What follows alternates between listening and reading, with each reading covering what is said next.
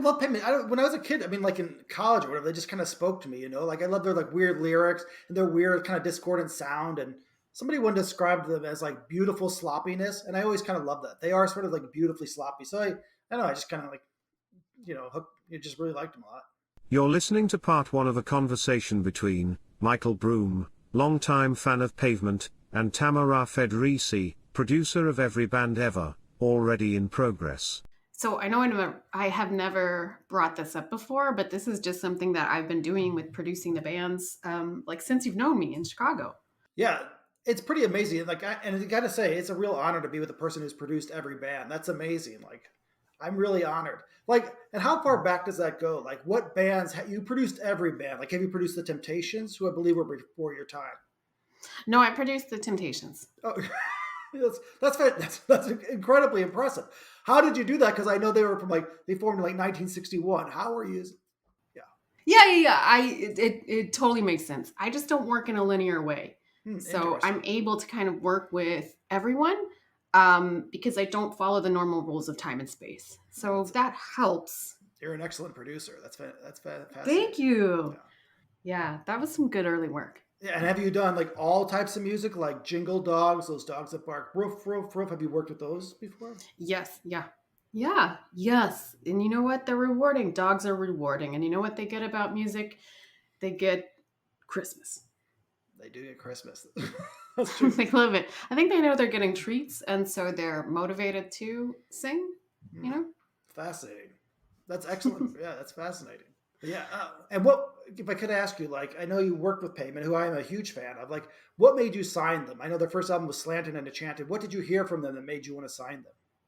Oh, I think I don't really sign them like an agent, but I will produce them, as in like help them get their sound or help them get their start, things like that. But I wanted to work with them because, like Stephen Malkmus started when he was 16 and just playing like doofy stuff. And, I think I just had a feeling that they would be like the quintessential indie rock band. And then that kind of came to pass in the they started in the 90s for like a decade, and I just kind of liked something about their shagginess. And like their first, which albums are your favorite? Bright in the Corner, Slanted, Enchanted. Wow, I think they're all my favorite, actually. I like them all. Okay. So like yeah. I think another thing that I liked about them was early on, I found out on their first like EPs that Stephen Malkmus was a art guard, and that he had done that for a while, and I found that really charming that he kept people away from touching art, and that might be a good entryway for a singer and a band. So you saw that he's like a guard protecting art, and you go, that would make a good singer. Yeah, I feel like they come from all pockets, like I feel like, janitors, people who order office supplies, people who have like a blanket set up on like, in the East Village in the 70s and like sell Q-tips or something. I feel like they're surprisingly good at singing and being in a band and staying in a band.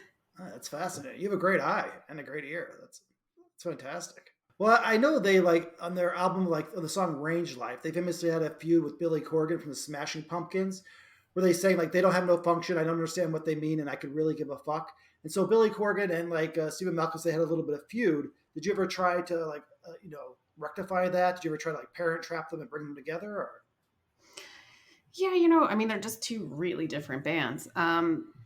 Stephen Malkmus is coming from California, and Billy Corgan is coming from Chicago. And, that's sort of like having a vegan skate rat potluck. And then, Billy Corgan is just not goth, but he's just dark and dark and gloomy, possibly windy from Chicago.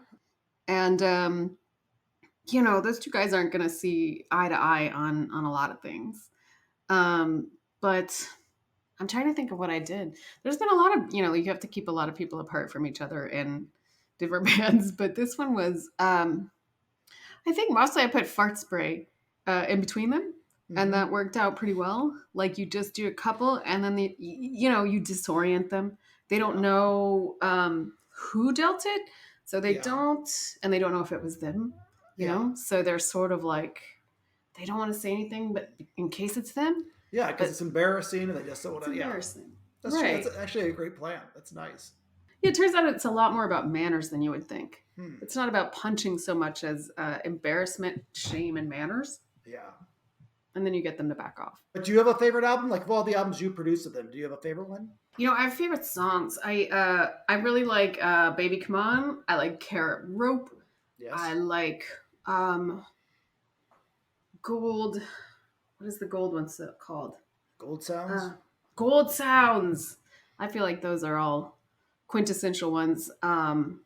You know, the early ones sound like we had a thing called the Banshee Yell. So it was sort of when we needed him to do that at the early side, the song that says, I'm tired, I'm tired, I'm tired. That one was just purely, you know, we said release the Banshee. And then he would just, you know, scream and yell. And we kind of fortune cookie, you know, the lyrics kind of sounded like they'd been pulled out of a fortune cookie in the very beginning. So we called it fortune cookieing it. So he would just scream and yell out, you know, like, you'll have a great future. Yeah, something like enjoy the plants or something. So anything that was from like a cheap fortune cookie. Oh, that's and then fantastic. By the end, I feel like we got to a place that was more like Beckish and a little bit more profound and but still kind of based like the 90s. Yeah, I don't know. Because a lot of the lyrics I really like, and they are a little obtuse or whatever. Like this is from the song "Billy" of Terror Trolley. Billy, my friend, the saint, you're perfect in so many ways, but you never looked hard at a fetus in a jar. You never saw your mama change. Like, what is that? I always wondered like what that meant to her. That was pretty literal. You know, there was an odd friend at Stephen's house, and he had about 3 fetuses in a jar, and you know that's not really done. That's not a thing that people do much. It's not a way to decorate. It's not a way to. It's just not a way to be. So I think it was his kind of coming to accept that as somebody's decor. That's what the fetus in a jar was about. And then Matador asked them to change it, so they did. And they just went on tour. I actually just saw them in Brooklyn, and you know a lot of them are in their 50s. I think some are even in their 60s. Like. How does that?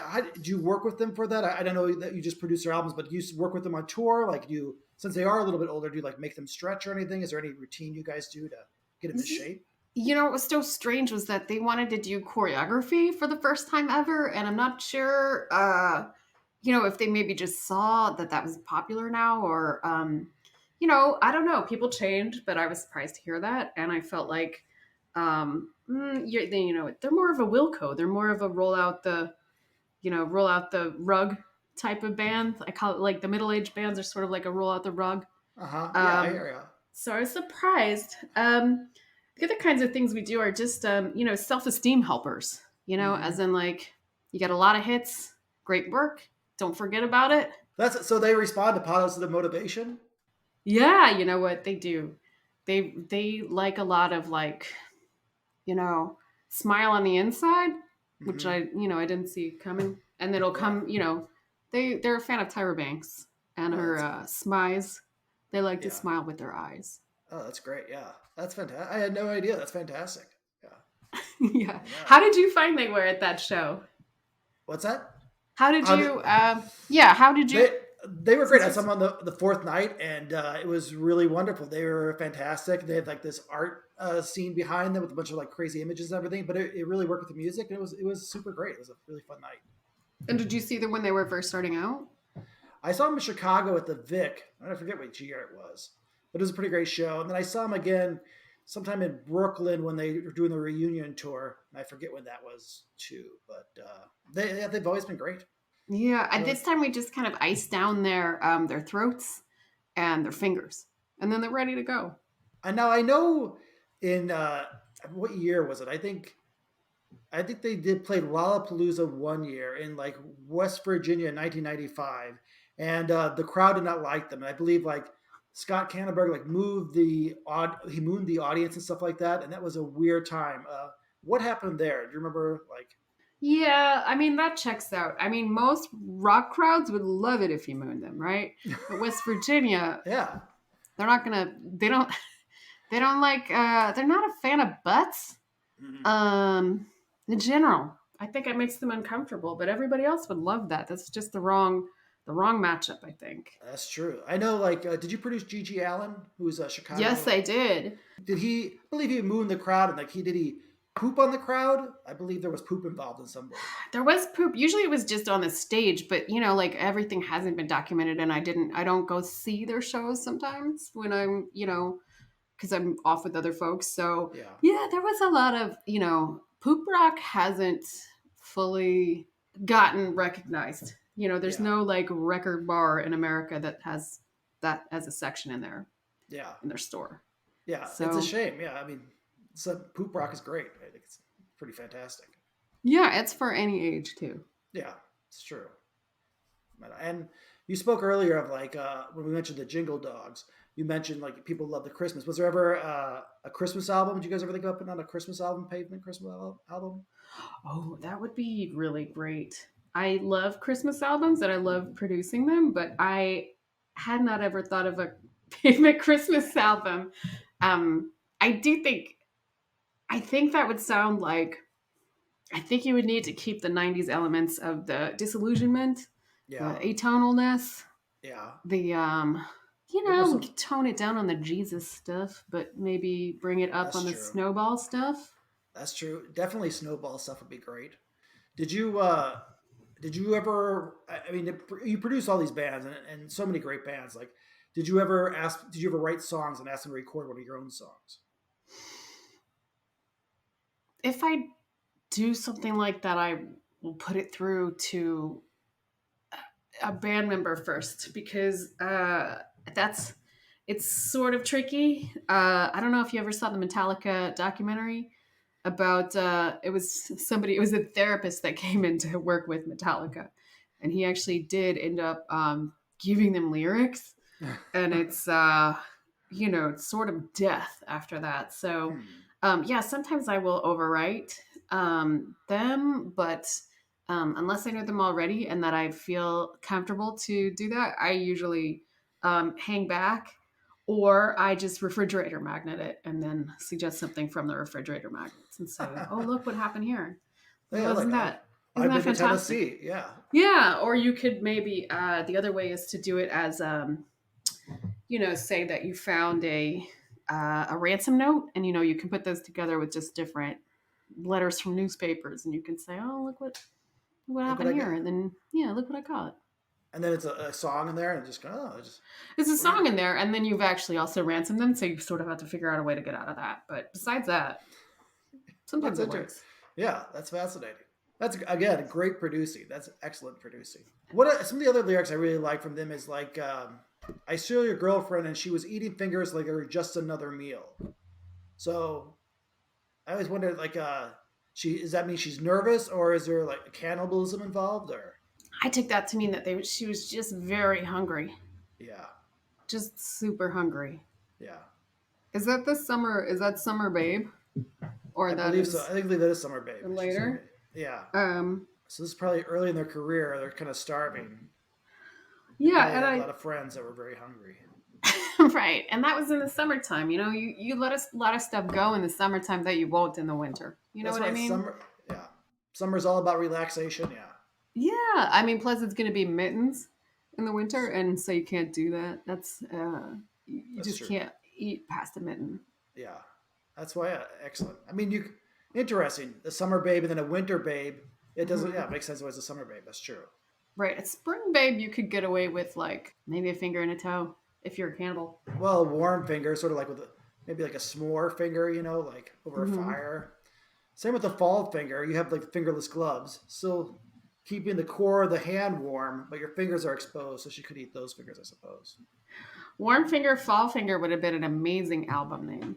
That would have They been a really great missed album. the boat on that one. They did. Yeah, maybe there's still time. I know. I mean, there is still time, I guess. They're out on tour now.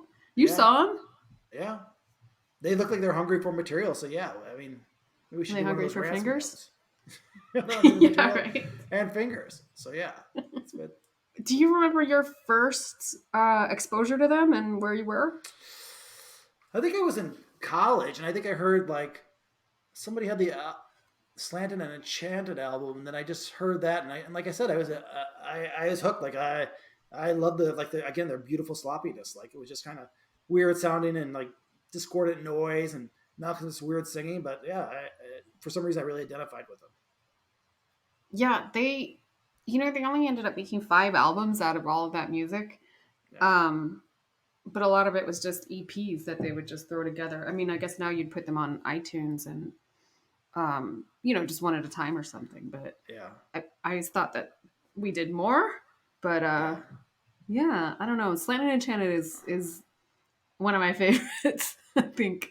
Yeah, it's fantastic. I know. Now, in 1999, the band split up, and there was rumors of like a lot of infighting. Can you tell me about that time? Like, what were they fighting about? Yeah, I think that was Terror Twilight was sort of like everybody was kind of at the end, and you can kind of, you can hear them trying new things, violins and things like that. Yeah, I think they were just bored of each other at that point. I think there was a fight about gummy bears that got really out of control, Really? and there was a slamming of doors, and they were all in different places. Physically, emotionally. They all, of course, wanted the red gummy bears, and if you didn't have all those, then you're really going to be, Yeah, a lot of fighting. That's a lot of fighting. Yeah. I think yeah, and I think indie music at that time was, I don't know what it is like to have created something and then you sort of live through that whole thing, and then you're like, where do you go from there? Like how much skateboarding can you do? How many haircuts can you have that are floppy in the front and short in the back? Yeah, you've done it all. I know. Like you've done it all. Holy moly, that was good. For updates, go to Every Band Ever on Instagram. Michael Brumm is currently a senior producer, writer for The Late Show with Stephen Colbert. He has also been a consulting producer on At Home with Amy Sedaris and a writer for the Colbert Report. He is currently working on his 4-book kid graphic novel series The Cryptid Club. Book number 1 Bigfoot Takes the Field is out now. Tamara Federici is still standing, yeah. The editor is Will Velasquez. The audio engineer is Clark Jackson. Executive producers are Carl Adams and Tamara Federici. Thanks for listening.